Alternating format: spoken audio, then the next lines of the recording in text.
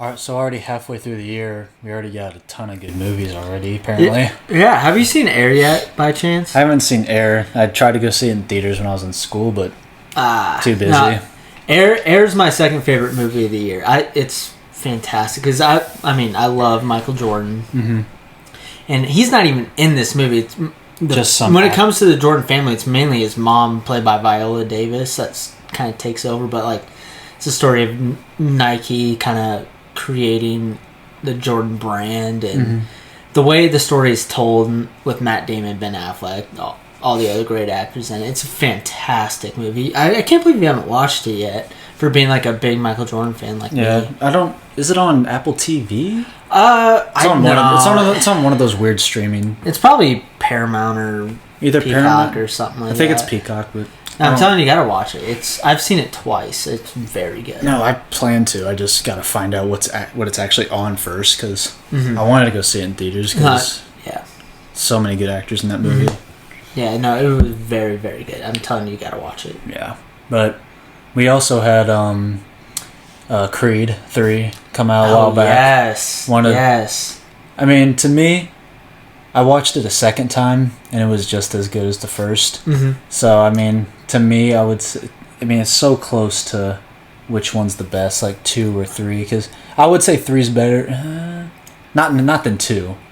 It might be a little better than 1, kinda, but with Rocky and everything, it's hard to compare. But to me, Creed 3 this year was just such a great movie. The fight scenes were amazing.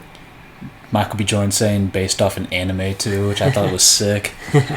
Yeah, Creed 3 was a fantastic movie. It's in my top 5 of the year so far. But it's out of the 3 Creed movies, it's my least favorite of the 3. Yeah. Creed 2 is my favorite because I'm a Rocky 4 purist. I love Rocky 4, so having Drago back in the second one, which it was great seeing him in the third one. They kind of used him weird in the third one. And the first one, first Creed, I just think is almost a perfect movie. Yeah. So I would say probably it goes 2, 1, 3 in order. Like, which one's the best? Yeah, Creed 2, Creed 1, Creed 3. Yeah, I go 2, 1, 3, and 2 and 1 are very close. But Creed 2's, 3, 2's definitely better than 1, 100%. Yeah. No, and Jonathan Majors was a great character in the movie. And the story behind all that too, kind of great addition to that Creed franchise. So yeah, I really enjoyed it. We also had what are some other? We also had John Wick. John Wick. John Wick 4. That movie was 97% action, and it flowed perfectly. And each like action scene, which is obviously John Wick, Keanu Reeves fighting, lasted 20 minutes each. I know, it was insane. Probably maybe even longer too. And it keeps you engaged because most of the time when you have that much action in a movie, you'll get kind of like taken out of it or just get kind of like sick from it. It's because the choreography was so perfect. Like, you didn't have all this like effects, all this bullshit going on like all these other movies that try to do that. Like, they were all like practical. Like, even like, because Keanu Reeves, like, he does that. Like, like maybe not all the stunts, but like where he's like moving, like you can tell like the way Keanu moves, like that he's doing those movements a lot. And he's so good at it. Like, it's just perfect. It just flows very well to where you like, because like the story goes with the action. Because you have Donnie Yen playing the blind guy. Oh, he's my favorite. Oh, my favorite character in the movie. Probably my favorite in the John Wick franchise. Just great character. But like, the way the action's told, you kind of get his background through the action, and that's the same with John Wick as well as you move into this franchise. And in terms of the ending in the movie, I was kind of like, wow, I can't believe they did that. Very unexpected. Yeah, but I think that they're gonna make John Wick 5. They are making John Wick. Oh, they are? Yeah. Oh shit. Okay. Pretty sure they are. I didn't know. I know they're making like a spin-off series, but I think Keanu Reeves kind of confirmed that, or saw a director, somebody said that John Wick 5 is definitely a possibility. Okay. I mean, I sure hope so, because I think it'd be great, because we still haven't gotten to the table aspect. We got to the surface layer of the table, but I want to see John Wick go after the entire table. But again, with all like the action superhero movies, if you don't see like like the actual like body like buried or dead. Yeah. They're still alive. Yeah, it's if you don't see a body, then they're alive. It's like Star Wars. You see them die, and they're like alive, but they disappear, and they come back like years later. Yeah, I mean, come on. He's definitely. I think he's alive. I sure hope so. Like, I think he's alive. And also, what's also really great about John Wick, the John Wick movies in general, is they don't have massive budgets. No, but they work so well and they can profit so easily. Like, John Wick isn't like a $1 billion movie franchise, but they keep low budgets that make them very profitable. And now you have movies like Indiana Jones and what's another one? Fast and Furious, where they have over $300 million of budget, and they need like $1 billion to make profit. I'm like, that's so unreasonable, and the CGI is worse than all those movies. It's so bad. So it's gotten worse. Yeah, CGI's gotten worse. I just don't understand, like, when you have not a low budget film, but like a lower budget film like John Wick, it looks so much better than these $320 million budgets of movies. I don't get it. Yeah, but I mean, it just kind of shows like they make do with what they have, and they do it perfectly. Yeah, for the movies. that's why it's been so consistent with everything. Like it's like the same movie pretty much. I mean, not obviously not really, but like with the action, it's just because it's all action every single scene. But they do it perfectly, they execute it well, and that's why it's been such a good run. That's why they're about to make 5, hopefully. And now, speaking of a movie that's basically CGI, that I think is a beautiful movie and caps off a trilogy, Guardians of the Galaxy. Oh, 100%. That movie uses so much CGI, but I don't care. The story's beautiful. Definitely, for me, top 3 of 2023 so far. Oh, easily. Probably top 2, honestly. I think it's my third. I know it's my third. I have mine 1, but it's definitely second for me, I think. But like the story of Rocket kind of explaining his background more and kind of gives the Guardians a great send-off. James Gunn's a master class director, and I can't wait to see what he does with Superman. He's been becoming one of my favorites recently. Oh, like, absolutely. His projects he's had is so good, and with him going DC, I feel like he could definitely pick up a little bit. Yeah. It might be hard to start with like the first few movies, like if he kicks it off good with Superman, like that's what I got to see first. If they do good with that, then most important movie of DC is Superman. If they mess up that Superman movie, I'm glad that he's starting off with that. Too. Yeah, no, they should not some like king of all superheroes, not some like random ass like fucking random movie for. Yeah, but but like that's what makes James James Gunn so great is that he's able to combine action, drama, comedy, emotion all at once, and it works perfectly. That's what he did in all 3 Guardians of the Galaxy movies. He did that really well in Suicide Squad, and I'm sure he's going to do that in Superman as well. Because like with Marvel, like recently, like the past movies, not James Gunn's movies, like just all the Marvel projects for like phase 4 or 5 after Endgame, like they Shang-Chi is actually really good, by the way. That's a good one. And Spider-Man. But besides those 2, maybe one more I'm missing. Terrible movies. I'm missing one more. But I didn't even see Ant-Man because I heard that was. I tried to watch it on Disney Plus. I turned it off in the first 5 minutes. It was awful. It was really bad. I couldn't get the trailers looked terrible for it, and then when I saw the reviews, I'm like, nope, not even gonna watch it. Yeah, but what I was saying, the past movies, like they try to go focus on more the comedy. Because like when I saw Thor: Love and Thunder trailer, the little comedy in it, I thought it was cool, but like the action sequences looked great in the trailer. It felt like there was going to be a little drama in it because like the Jane like with cancer and all that stuff. And then you had their main villain is Gore the God Butcher by Christian Bale. The God Butcherer. And they don't even you don't even see him butchering. They show the one scene where he's not even in it, where this big giant little dragon thing that he dies and kills like a bunch of people on the ground and has trouble against little children with Thor powers. But we're not here to talk about how bad these Marvel's movies have been. We're talking about Guardians of the Galaxy 3. Most of them. That movie is just absolutely beautiful. I think the third Guardians is the best out of the trilogy to me personally. I think for me, it goes 3, 1, and 2. Okay, I need to see it again because I love the first one so much. I've only seen 3 that one time. Yeah. So for me, it's the villain that caps it off. Yeah, like the villain. Definitely the best villain of the villain. Yeah, that's why to me it's the best one because it has like the drama with Rocket and that the High Evolutionary, I think that's his name. Like, so good. And like, yeah. And seeing CGI animals cry, like, yeah, like have this relationship, and they just like build up towards like them getting killed by the High Evolutionary. Yeah, and then Rocket going just crazy. Oh my gosh! And then he just leaves. And you didn't think you could get so emotional watching a CGI raccoon and a rabbit and a. It's insane. What are the two animals? What was it? A like walrus? Like a walrus and a rabbit and a otter or something.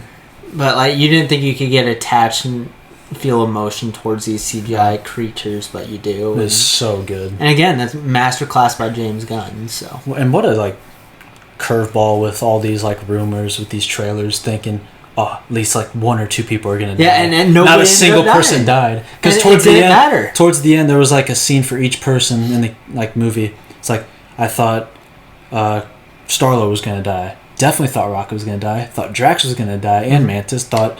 I thought almost all of them were gonna die. Well, because each scene like they had, like when they infiltrated that one area to like steal something, like Mantis and Drax were surrounded. The music was like all eerie and like crazy. It's like, oh shoot, they're gonna die, and then they survived. And then it goes to Nebula like trying to keep the ship from exploding. Yeah, she's by herself. Yeah, more crazy music happening, and then music just stops and she dips. And then Star-Lord goes back to save like an MP3 player. It's like, just turns around. It's like, oh, that's the most important thing, I guess. And I thought he should have died probably, but whatever. Yeah, I got one more thing about Guardians of 3 because I love my hallway fight scenes. Oh my god, the No Sleep Till Brooklyn music. And by the way, in all 3 Guardians movies, the music choice is just absolutely perfect. I still think the first movie has the best music, but this is a very, very close second.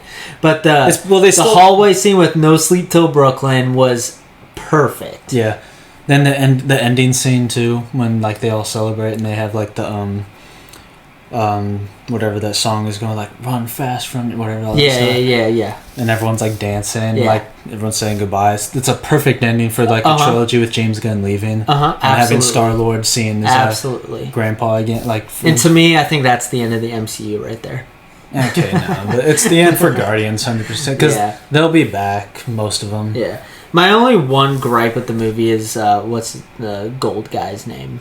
Adam Warlock. Yeah, I've liked Adam Warlock. It's because, do you know why they did that? Why? Like why he acted like that? Because he's a child. Because he was only in it for like not even a year or 1 year. Yeah, he was born. Because his mother or whatever like she let him out too early. I get it, but at the same time, it kind of felt childish to me. But that was my only little gripe with the movie. He made me laugh a few times, but I'm like, character that should be so badass. But I kind of like kind of a joke. Yeah, but I like the new team that Rocket has, so like there'll be more development with them that lead to more like, I'm assuming, Secret Wars and Kang Dynasty, because that's why they're building up all these young Avengers, Guardians team. I can't keep up with it anymore. It's way too hard. I've been able to, but like it's just hard to watch. But one thing I'll just a little off top of the Secret Invasion so far. I've been loving so far. I haven't watched any of it yet. You gotta watch it, but just for like 2 seconds, Secret Invasion is so far an amazing show. Okay. Just saying, and I feel like it's a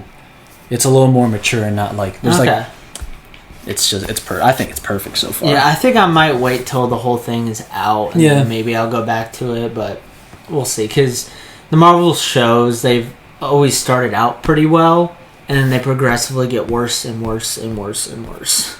To me, I don't think this one's gonna go like that because it's got a different feel to it than all these other shows. Right. Yeah, but still, I'll probably wait till the end. It's a lot more darker than other shows. It's got like a dark feel to it. Mm-hmm. And now, the last movie I want to talk about, which I think is your favorite movie of the year. It's my favorite movie of the year. And I don't even have to wait for other movies in the year to come out. I already know it's gonna be my favorite still. I think it's gonna get a Best Picture nomination at the Oscars. It better. I think it's that good, but it's Spider-Man Across the Spider-Verse. Perfect show. Perfect movie. Wow. I did not, because I really, really liked Into the Spider-Verse. It's one of my favorite Spider-Man movies, but I was not expecting this movie to be so emotional. The art style fit every single emotion you felt. The scenes where Gwen Gwen Stacy's talking to her dad and the colors changing based on the emotion of their conversation. That was one of my favorite like scenes.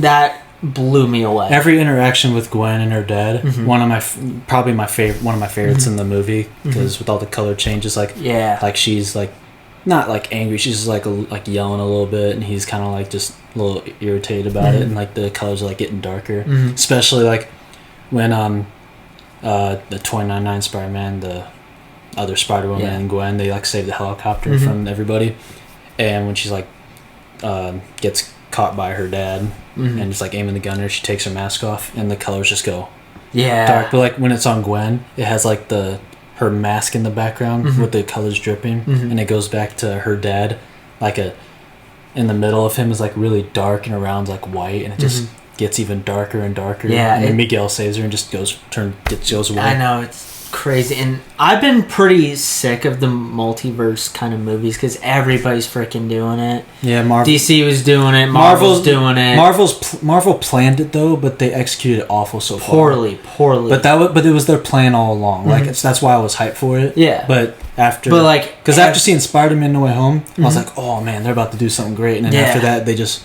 what happened to it? Yeah. Nothing happened about it. It's not good. Because after Doctor Strange, they just like talked about it, and it's just. No one's talking about it anymore because I don't want to talk about it. Yeah, like I was getting sick of multiverse movies, so that's why I was like a little worried going into this movie because it's all about multiverse kind of stuff. But the first one and the second one is the best multiverse movies I've seen. I don't know if you saw Everything Everywhere All at Once. That it was the Best Picture winner last year. It's another multiverse movie, but that was a really good one as well. I highly recommend watching that one if you haven't. It's completely bonkers, but you'll really like it. But one thing about this movie is they have like a villain that's just absurdly stupid, and they make him absolutely terrifying with a great story that connects with the first movie. I just can't believe they did that. What villain? The Spot. Oh, the Spot. I don't know why I was thinking of Miguel for a second. No. But oh my god, the Spot was awesome. Just terrifying. And the art style of him too. Ooh. Every single character in the show or movie, I always keep saying show, but the movie, everyone has an amazing theme.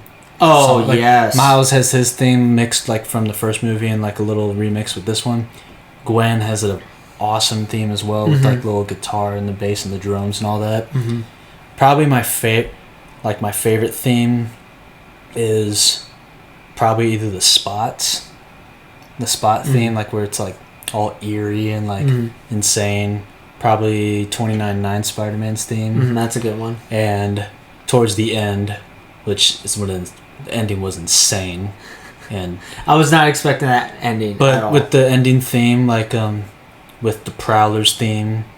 And it's mixed with Miles' like heroic theme from the first movie, and it's also mixed with Gwen's theme. Yeah. Oh my god, it's like perfect because it's like eerie at the start, and then it shows Peter look out the window at Gwen, and it just goes like with the guitar and the drums. It's all hype, and it just doesn't stop until the screen just goes black. Yeah. No, for my favorite like music piece for each character, mine's got to be Gwen. But what's funny is like because it has that high pitched kind of guitar sound. But what I saw was if you slow down the actual music, it's the actual Spider-Man theme, which I think is hilarious. I saw someone like on a TikTok playing it on a piano. Yeah, I thought it was so cool. Yeah, I thought that was really cool. But that's why that movie's so good, man. And then it has so much like story about family and. All that kind of stuff, like family loss and like regret, like it's so many like different like feels. All Spider-Man themes, and that all works wonders. And then the whole thing about canon events and oh my gosh, the canon event stuff is so funny, but it's insane. Like because like watching the movie the first time and you're like canon event, okay, so it's like just something that's supposed to happen or something. But like when you watch it again, it's like. How is this canon event supposed to happen? Like, why is it happen? Why can't they just stop it? Yeah, like, and I think that's what they'll explain more in the third movie. I feel like something with the third movie is like gonna kind of like connect everything more. I mean, a little bit, but like I feel like canon event is just kind of like a lie a little bit, kind of, like from Miguel's perspective. It might be because like saying like Miguel like saying that Miles started it. Like, why not? Like, didn't he start it with like kind of killing his family? Like, Yeah. or not even his family because it was someone else. Like his like Spider-Man from that universe died, so he replaced it to be with his family to like just be with the family because he lost his, and but like he killed that like whole like reality pretty much. Yeah. And didn't he start that? Like it just. I just don't know. It leaves you with a lot of questions. Like is that an anomaly? Like he says, like Miles is, but yeah, I also think it's just kind of crazy, just because I was enjoying the movie so much as I was watching it that first time. I was so invested, and then once we got to the last like 5 minutes of the movie, I remember you elbowed me. He's like, and you told me like, I think the movie's ending, and I'm like, no, it's not. I'm like, it's not ending now. I just had a feeling. I can just tell that. I literally walked out of the movie theater very upset just because I was so invested. But, like, it wasn't even like I was upset too, but I wasn't like, you got to be kidding me. Yeah, no, that's why I hate this movie. I'm not like that. Like, because it makes me want more now, and it just keeps me invested about it. Like, because like to this day, like it came out like a few weeks ago. I'm still thinking about the movie. Yeah, I was just a lot more emotional about it because I just wanted more right then. But then when I looked up like when it's coming out, I saw 2024. Probably not looking like that anymore. I don't think it's gonna happen anymore, which is unfortunate. I'll give it like 2 to 3 years. I'll give them, but if it's like 4 to 5, I'm gonna be really mad. Like they said, less than a year originally, but I think in the coming weeks, maybe month. Hey, they waited 5 years and they gave us another masterpiece. I could wait for another masterpiece. Probably not 5, but I could wait for another one. I can't wait 5 more years. I can do it. I can't do that. But 2 years is my max. Yeah. But Spider-Man was definitely my favorite. 2023 so far, halfway through the year. And I can't wait for the rest of the year because we have some other really good movies coming out the rest of this year. But I don't know how any of them will top Across the Spider-Verse, but there's some really good options that could probably do it. Oh yeah, for sure. Yeah, there's Oppenheimer. There's I know you don't think so, but Barbie, Mission Impossible, like the Oppenheimer, Mission Impossible. No, Barbie. I think Barbie's gonna be a massive sleeper hit. I'm not saying it's not gonna be like make a lot of money. I'm just saying it's gonna be really bad. Oh, I think it's gonna be really good.